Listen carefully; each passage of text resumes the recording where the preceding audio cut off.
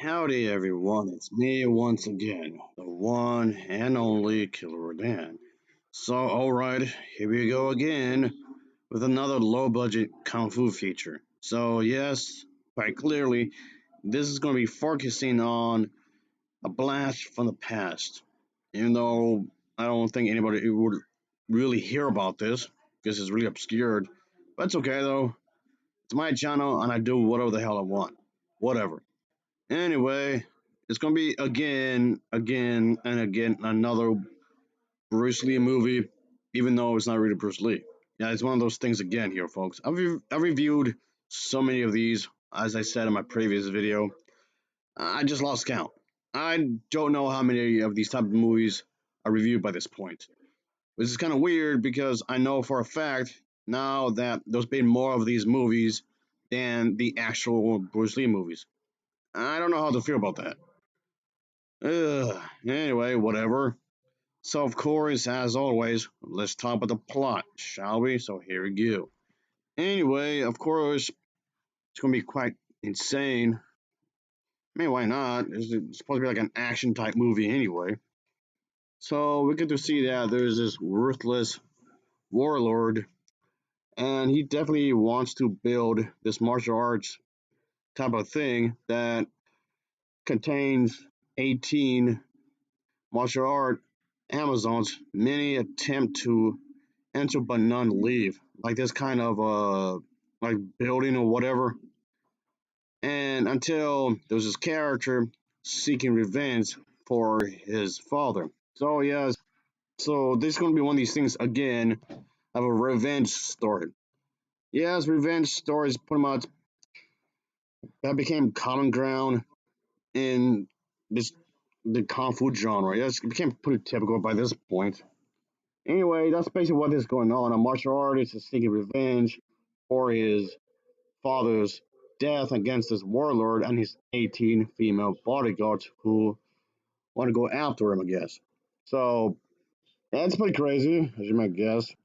Even though the plot itself literally has nothing to do with Bruce Lee, it just wants to show that this character who has like the Hellcat, like Bruce Lee, maybe some a body build similar to his, and that's about it. He's just gonna show how he's gonna kick everybody's ass, or he's attempt to, like he's gonna be the best martial artist. He wants to just go around and kick their asses, pretty much. He wants to show who's the best. Yeah, he's trying to show that his skills can be good enough and just take care of the bad people, of course. Just deal with them because he wants to take care and just seek justice and everything. So there's that, I reckon. But yeah, so that's kind of the idea here because he wants to kick their asses, so to speak. And by the way, folks, yes, this is the English version I'm talking about because as I keep saying, regarding the same thing like 50 times over, getting the unedited, the original version of these films are such a pain in the ass to to get. It's annoying. It can get really annoying. So this is the one I'm reviewing here. Isn't even the proper version I'm talking about here. I'm saying the English dubbing. It's okay. It's kind of on the poor end, but it's manageable. I guess it didn't bother me too much.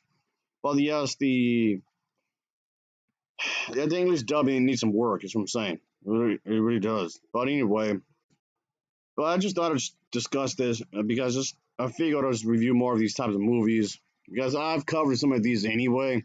So I just thought, well, talking about others gonna hurt you. I guess why not? Might as well, I guess, right? But anyway, it just seems as though only one man can really be capable of defeating these warlord and these 18 uh, kung fu fighters. There has to be that one person that could be strong enough and to do the right thing. And it's the quote unquote Bruce Lee character. He must do what's right. He must do the I guess help everybody out. I guess because this place is in danger. This guy is a bad person, I suppose. So yes, obviously he needs to take care of it. He needs to take care of business, so to speak. He needs to seek revenge quite clearly. And So yes, as it wasn't obvious enough, it's not the film is not going to actually talk about Bruce Lee's fighting style. I know in real life Bruce Lee had a specific fighting style. This movie's not discussing that. I mean, you would think the movie would discuss his specific fighting style because he kind of did his own thing. I mean, Bruce Lee. I mean, the real Bruce Lee. He kind of went rogue and just did his own fighting style because the real Bruce Lee kind of felt like the the martial arts that were being trained in schools were kind of too tactical. There was not no fluent lead to it at all. So he wanted to create his own version of martial arts. I mean, it's like a whole discussion in its own. Like he had discussing like interviews and whatnot. It's just unfortunate this movie is not discussing that. It's just, I guess, the movie's own version of kung fu. I guess its own martial arts, just to be displayed on the movie. So don't be coming in here thinking that the movies could discuss his version of the real Bruce Lee's version of kung fu and the whole philosophy behind it and whatnot. No, it's not that. I mean, I wish it would.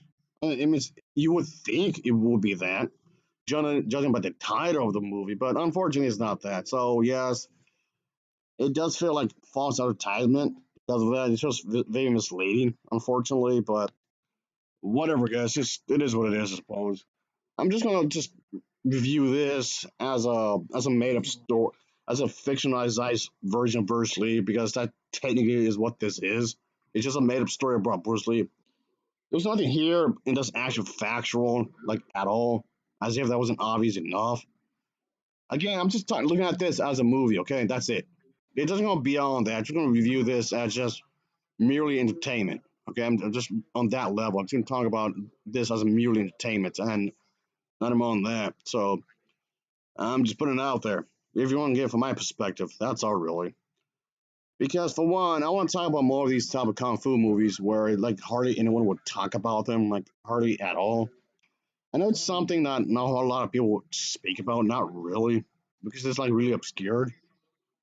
But I just thought I'd just talk about it because I just thought it'd be a good way to talk, just go into the talk about more of these Western or European or Asian, whatever. Just talk about various kung fu movies. Even though the type of kung fu movies I would talk about, I would typically from somewhere from Asia. The other title for this film was this, which, if you ask me, does feel more suitable than the Bruce Lee title because it does come off more accurate towards what the movie is actually about. Just throwing it out there. So I don't know why a lot of these foreign movies I tend to have more than one title. It just makes it confusing. This is a complaint I've mentioned before in some of my previous videos where if you didn't know any better, you would think it's a different movie. And in some cases people think it would be. So yes, unfortunately that just makes it really confusing, it's really odd. And I don't get that. Why does this have to happen? Is it like a translation issue or something? I don't know. It's just a thing that has been a thing for eons and eons for whatever reason. But anywho, all things considered, the movie's fine. I thought it was decent enough. I thought it was pretty entertaining. It's pretty fast paced, decent enough action sequences. I recommend this. Well, only for those who are into kung fu, and specifically anything Bruce Lee related. I would only recommend this for those people, really. Anywho, I'll give this an overall rating of a 6.7 out of 10. It's a 6.7 out of 10 for me. Thanks for watching. See you.